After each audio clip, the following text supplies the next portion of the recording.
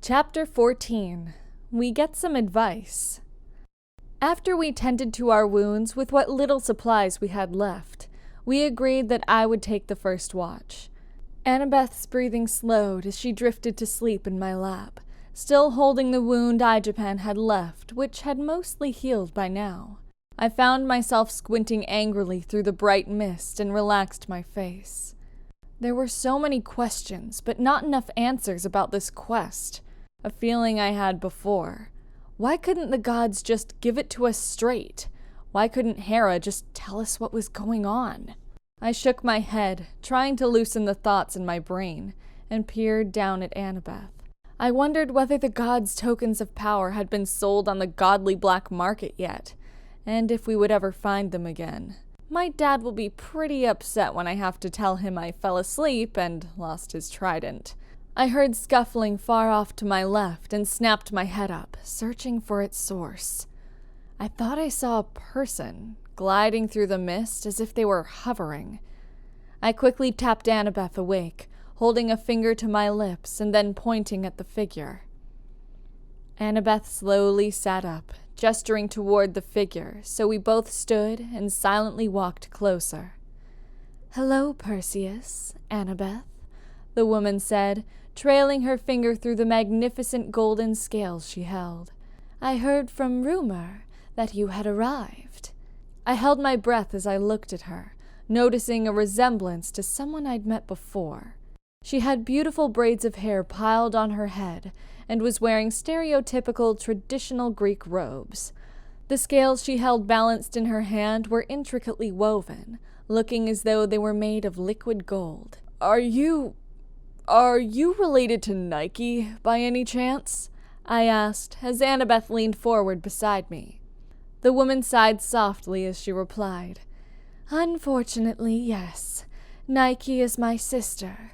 She can have quite an attitude, can't she?" She looked me straight in the eyes, and I shivered.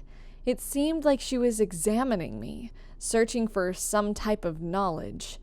Yeah, she was a little overwhelming," I said, remembering the way Leo creatively described her as pumped-up espresso crazy.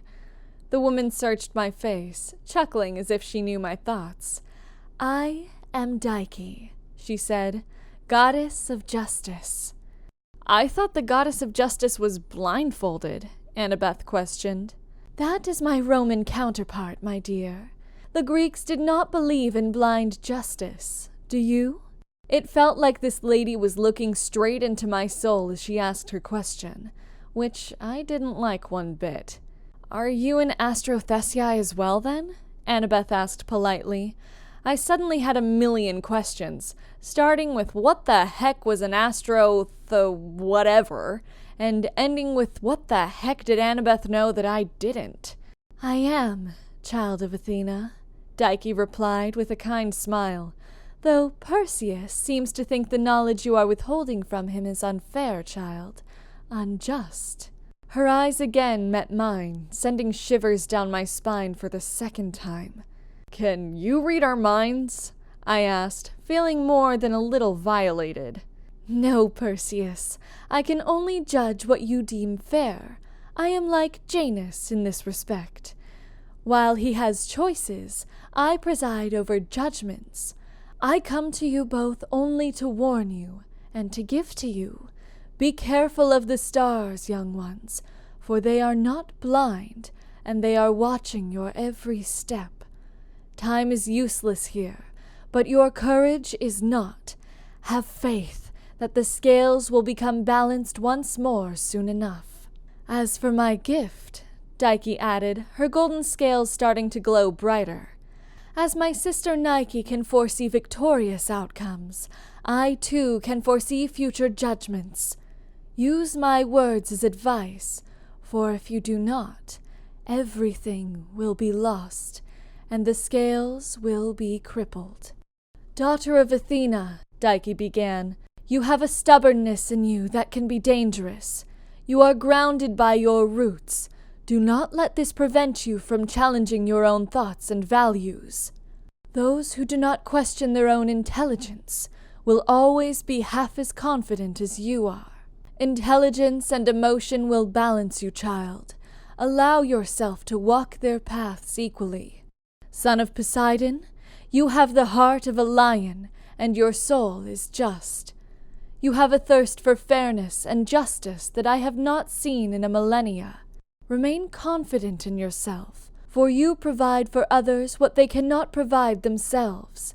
Continue your path, Perseus, and remind yourself that courage and kindness can balance the scales equally.